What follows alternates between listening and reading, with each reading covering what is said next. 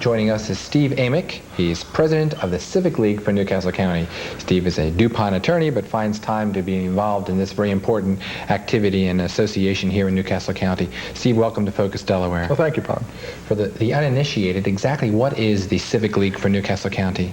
It's kind of an unusual amalgamation of groups. It was originally formed as an association of civic associations intent on doing things which individual civic associations in local neighborhoods were unable to do.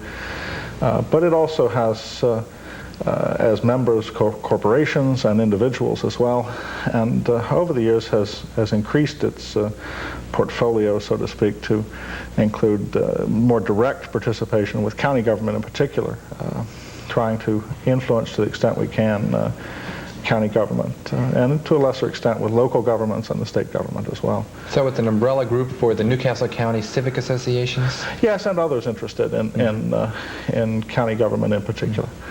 What are the purposes or purpose of the organization? Well, we very much want to encourage a sound growth in the county. We want to make sure that what growth takes place is effective growth and growth which does not harm the living of residents of Newcastle County. And so we encourage growth. At the same time, we make every effort to make sure that the growth as it takes place is a good, healthy growth. Mm-hmm. I became aware of your association as president of my civic association. I started getting all these newsletters of all these interesting programs. You do quite a varied group of programs for civic associations to educate them. Yes, we try to. That's kind of, we're kind of trying to rediscover our roots, because our roots were in civic associations, and our board members almost exclusively have come out of the officers of neighborhood civic associations, and have grown out of those more or less local concerns and come to have some appreciation for larger scope. And as a result of that, as I say, our roots are in those civic associations, and we're trying to reestablish our contact with those. Give us some examples of some of the programs that you're now initiating for these civic associations. Well, we do have a current program, which we've just really completed, of a civic association forum, in which we've invited civic association officers from all over the county to join us, more in a discussion group than anything else, to see if we can't air some common problems and make suggestions to one another as to how those problems might be solved, whether they be potholes or traffic or police protection or water and sewer or zoning problems, all the kinds of problems that local neighborhoods face, and pretty much face alone. The officers, by and large, are new at the job. It's a fairly rapid turnover, and in many cases relatively unsophisticated as to how you go about approaching the county, how you go about dealing with that kind of problem, and we try to provide that expertise. Mm-hmm. Now, do you anticipate future programs of this nature or different events? Yes, we're evaluating just how successful this program has been and how we might expand upon it, but we would certainly anticipate doing that kind of thing. And for that matter, our monthly board meetings, we invite all civic association officers from all over the county to join us for those meetings, and in individual cases we'll be talking about a road or a traffic problem, maybe a specific one, libraries, and so we send out that newsletter to civic association officers monthly and encourage them to attend those meetings they find useful to us. So it's an ongoing program. Can a private citizen, really influence government, Steve? We think so, but it has to be done with a considerable degree of care. First of all, it's necessary for there to be organization. It's much more effective to approach a county councilman or the county council, a county executive, as a representative of an organization which has some long-term purpose than it is as an individual citizen.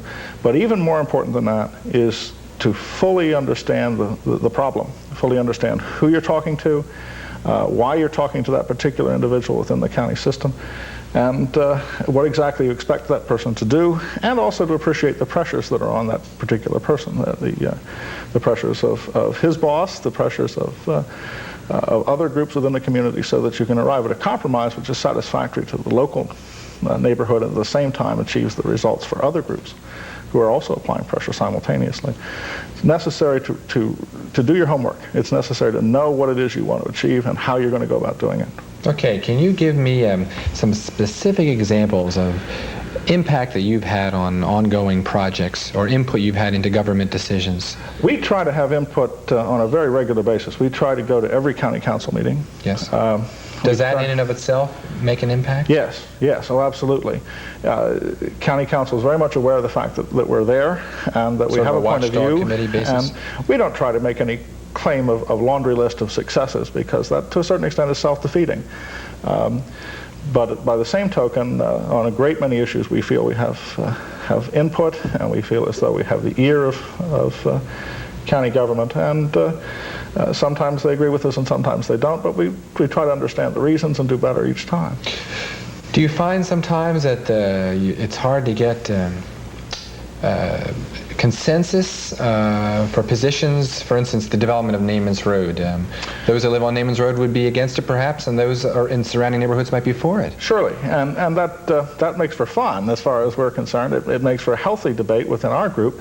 And when we debate it, then we come to understand all the pressures that are on the county and on various individuals within the county system, because those same pressures exist within our group. And when we get to an issue where in our view, the decision really isn't clear, we try to avoid it, quite frankly. When we come to a conclusion that there really is a best posture for Newcastle County and for its citizens, that's when we take an active position. We try to make sure we've done our homework and we really know what the issues are and what all the ramifications of the decision are before we jump. I see.